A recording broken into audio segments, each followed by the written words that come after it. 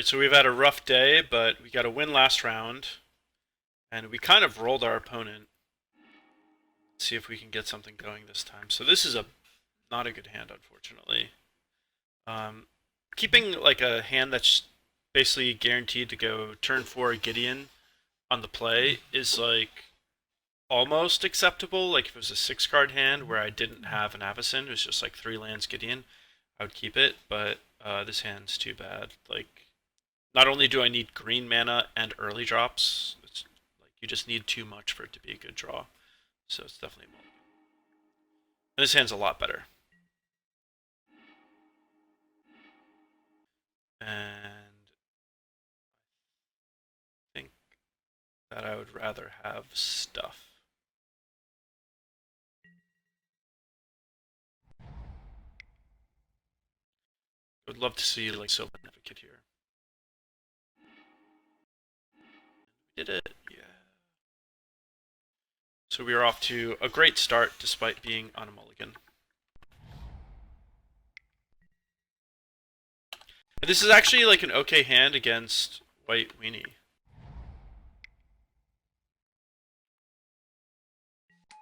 Which is most certainly what we're up against. Mono white humans.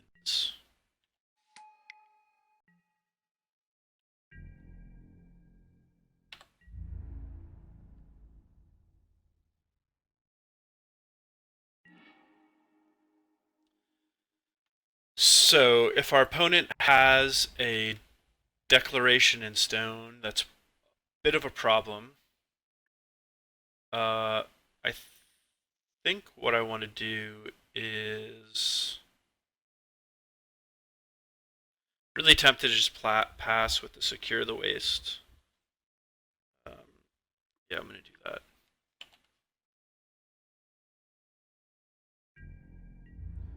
If he flips the Kithion, it's like actually kind of a problem. He can just play a land and do it, but I'd like to put him in a position where he's basically has to lose something in order for that to happen.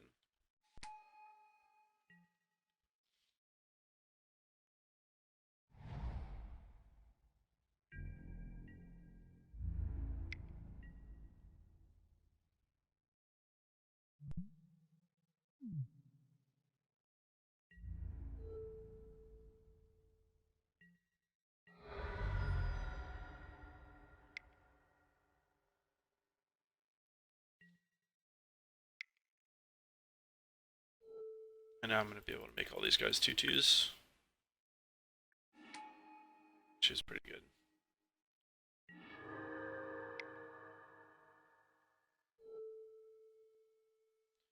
Thankfully, Oath of Nissa is just fixing my mana.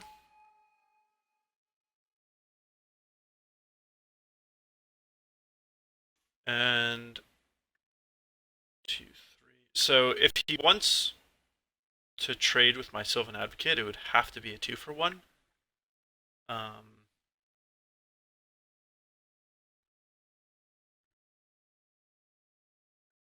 think I'm okay with that. Me getting in damage isn't that important, but it's also not irrelevant, and I would really like to keep his creature count as low as possible. It just limits the effectiveness of cards like Always Watching.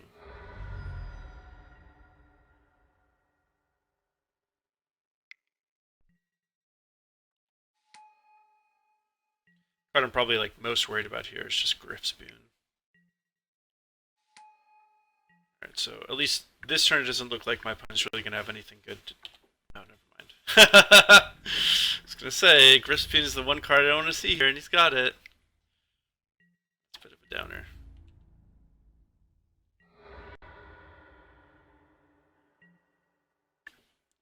So that was also... The Serbian Inspection was actually a good draw for him too, because now if I try to attack with the Sylvan Advocate, you can just block with Knight of the White Orchid, Inspector, Inspector, and it's just a 1-for-1.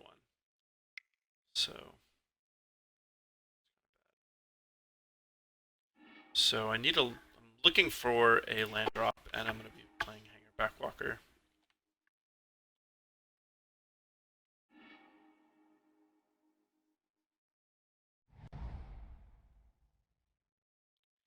I don't think there's really any reason to recur my Den Protector at this moment. The best thing is just to play this as a random blocker. If I played Den Protector, it's likely that I would just be forced to trade it away at no value. My opponent plays Always Watching here. It's like so bad for me, and I'm probably dead.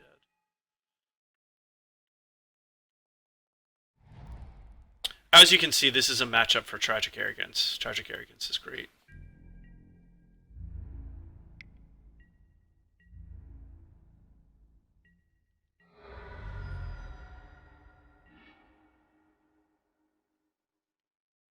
So, let's see.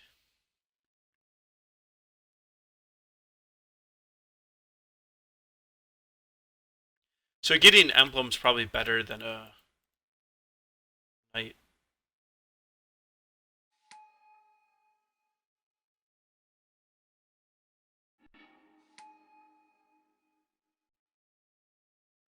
So now, if I attack with Sylvan Advocate, it'll be a guaranteed 2-for-1. I think given this board state, that's worth it.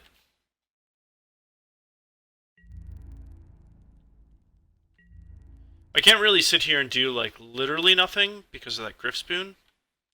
If I draw a Angelic Purge and I like sack my Hangarback to exile Griff Spoon and just get it, completely out of the picture, or the Incited Rabble just to make it so it's like tough for him to keep the Griff Spoon going, and I make a bunch of 2/2 flyers, it's like a pretty good line of play that I have available. So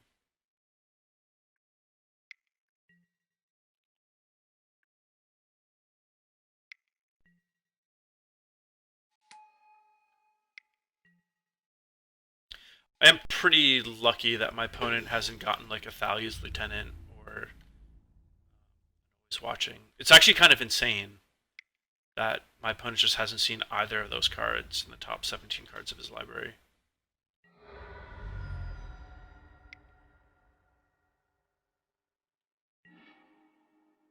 Ooh, I like that.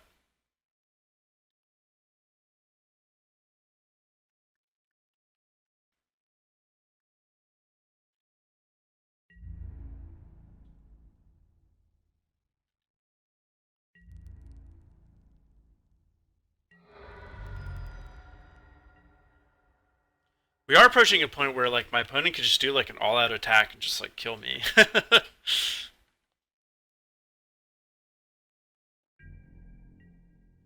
One thing that is unfortunate about that emblem is it means that I can't like draw a Hangarback Walker and play it for 0.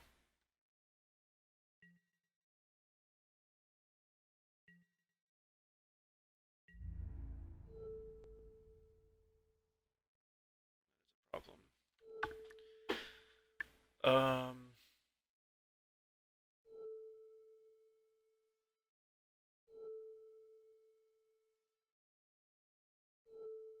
So this would be potentially 3, 4, 5, 6, 7, 8, 9 damage.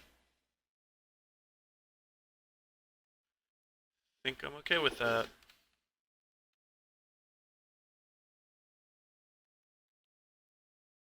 Probably just kill him on the crackback. Kind of insane game. This is definitely a game where I got lucky. I had some bad luck in the earlier matches, but this is luck was on my side.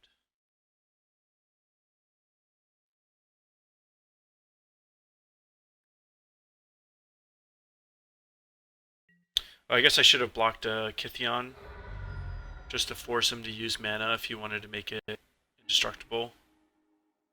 Planeswalker.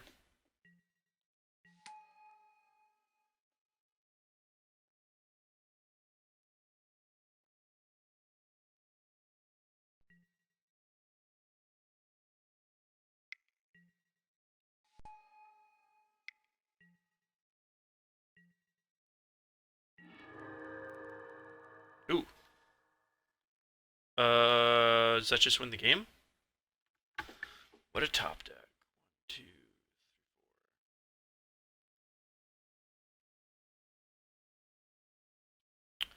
I don't think there's anything that my opponent could do at instant speed to make this Westvale Abbey not lethal.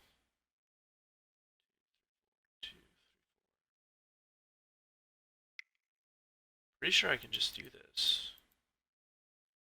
Like there's Stasis Snare. Like if he has like a Mighty Leap in his hand and then untaps and draws like Declaration of Stone, I guess I could lose.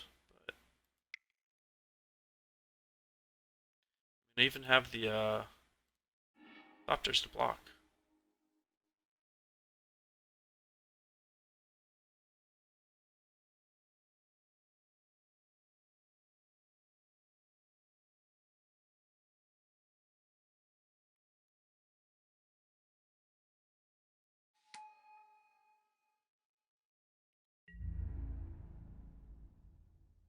Well, that guy's name is Value City, and he's playing an aggro deck. It's kind of funny.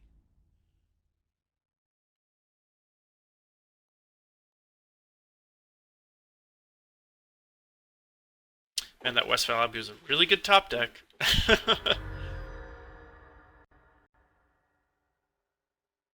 Alright, so this isn't a bad matchup, but it's a matchup where these Deathmist Raptors do a ton of work. So like taking out all the Nissas, I'm pretty sure I usually trim a Gideon. Get another Angelic Purge in. Secure the Waste is unnecessary. Lambholt Pacifist is good.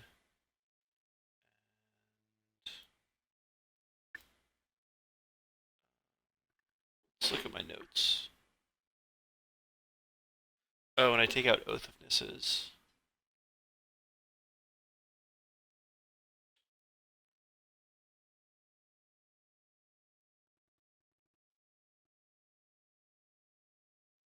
There we go.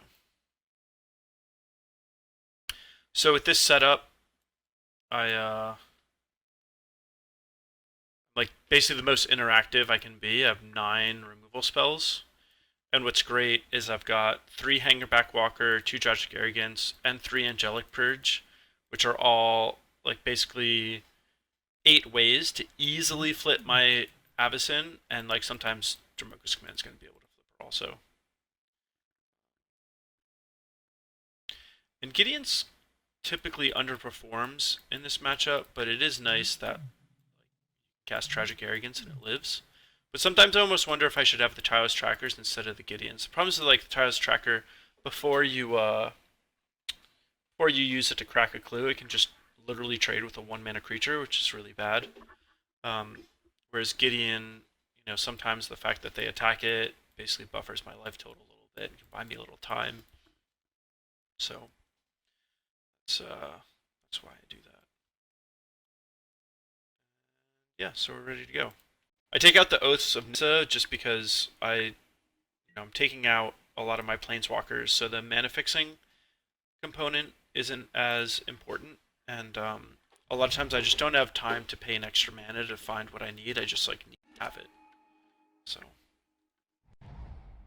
this is a very good hand though.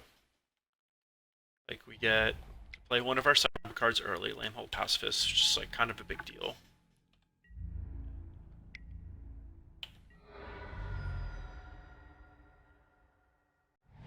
And having Hangarback Walker and Purge in the same hand means that we're in good shape in terms of interacting and flipping our potential Avacyn.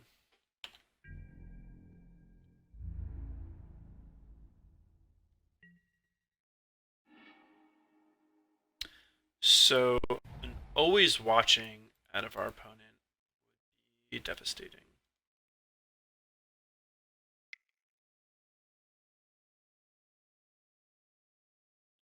So actually, what's the best way to use my mana here?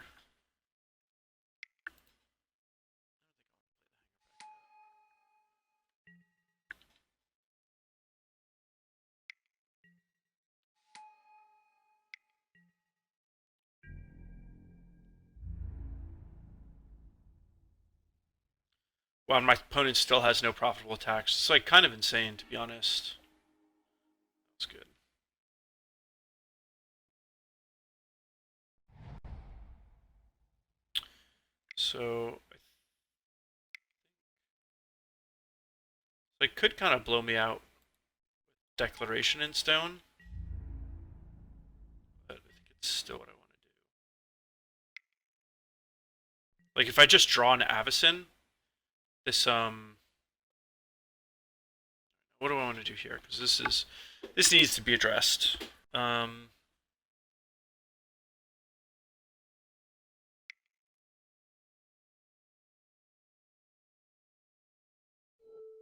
I'm going to put a +1/+1 counter here and have my Advocate fight.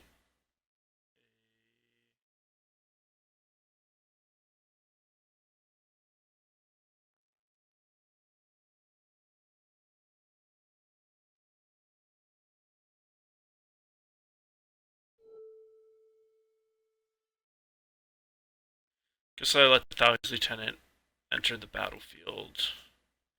I think the Thalia's Lieutenant is actually what I want to kill.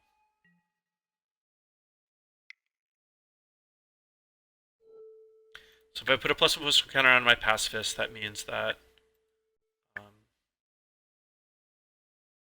potentially eat a Lieutenant. So I don't think my opponent will have good attacks this turn.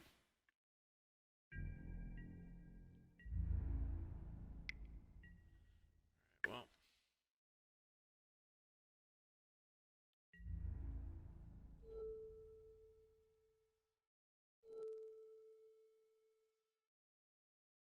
I think that's the best way to eat things up.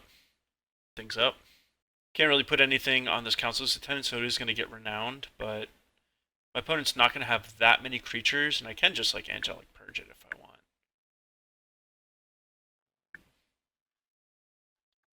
So yeah, that's what I'll do.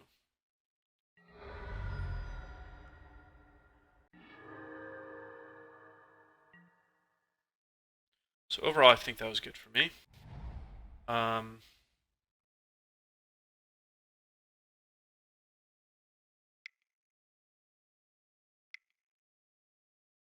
think I'm actually just going to play the Hangarback Walker this turn. Actually, I guess that's not that good, because when the Consul's Lieutenant attacks, the other two guys will get huge.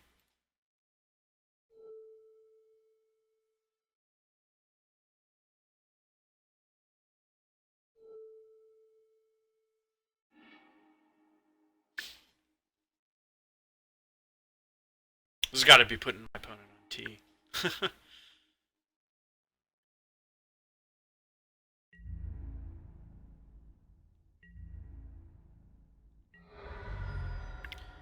I guess I'll just play this at this point. Not only, like I was kind of saving it for Avacyn to flip, but now not only do I not have a 5th land, but I still don't have an Avacyn, and my opponent's board isn't that big. So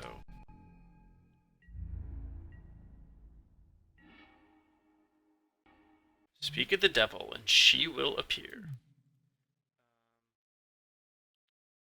I just don't do anything here. I just sit tight.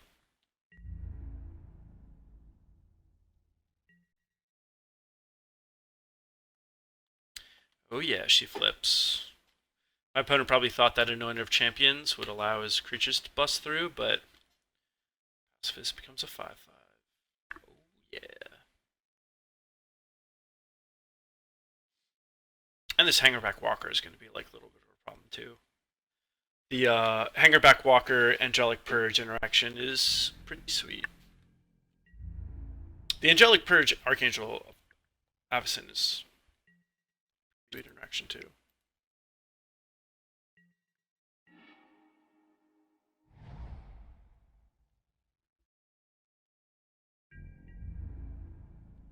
Well, it looks like I'm going to regain my honor. I feel like it's very unlikely that I lose from here.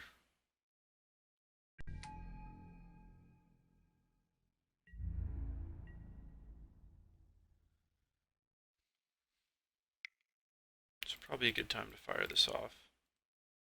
My opponent's board is growing. Oh, that's good. Do I need that? So nice thing about it is, yeah, so I think I just attack with everything. Except my Hangarback Walker. There's a good chance that my opponent just doesn't block, because if my opponent blocks the Sylvan Advocate and the Sylvan Advocate dies, that means my Archangel will flip. And if my opponent doesn't block, then I'll just Tragic Arrogance.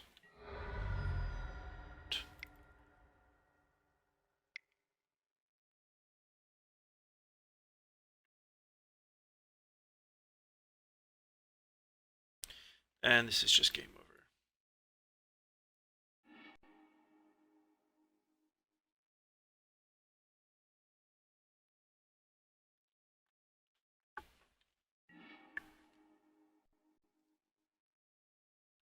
Archangel Avacyn doing her thing.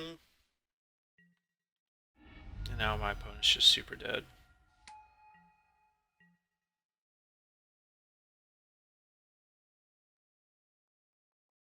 Declaration of Stone me, I dare you. Wow, he did it! Well, I got a redraw. That's cool.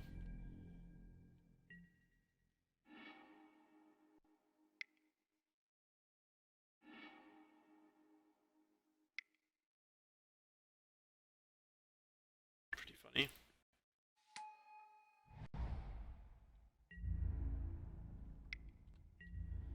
Oh, man. Well, we actually got a pretty good spread of matchups today, which was pretty cool. So we faced a lot of the major decks in the format. We didn't get to face the 4-color Aristocrats or even the 2-color Aristocrats deck. And we did have some games where I got pretty unlucky, especially the first 3. But you did get to see like a good sample of the metagame. There's a lot of other like crazy stuff out there, but in general, you kind of got to see how my deck, matches up against a lot of them, and what cards I think are important, and all that stuff. So I don't think I actually have any changes to make. There's some, kind of crazy things I wouldn't mind trying. Like, for example, I've toyed around with the idea of going back down to 25 lands, taking out the Secure the Wastes, and bringing in like some more normal stuff in the main deck, like maybe a 3rd Angelic Purge and 2 Tireless Trackers, so I'm a little more interactive, a little more mid-rangey, and my deck has less like variance, because right now with the high land count and the high curve, if I don't hit all my land drops, I end up not really doing anything that great. But if I don't, if I have too many land drops and I do need a lot of them, I end up flooding out. So with the like high curve, high land count build, the variance is a little higher, and I would like to mitigate that by lowering the curve and lowering the land count if I can. But in game 1, people just aren't prepared for Secure the Wastes and Westvale Abbey, so it's seems like kind of a bad idea for me to do that, make that change, but it's probably something that I'll play around with.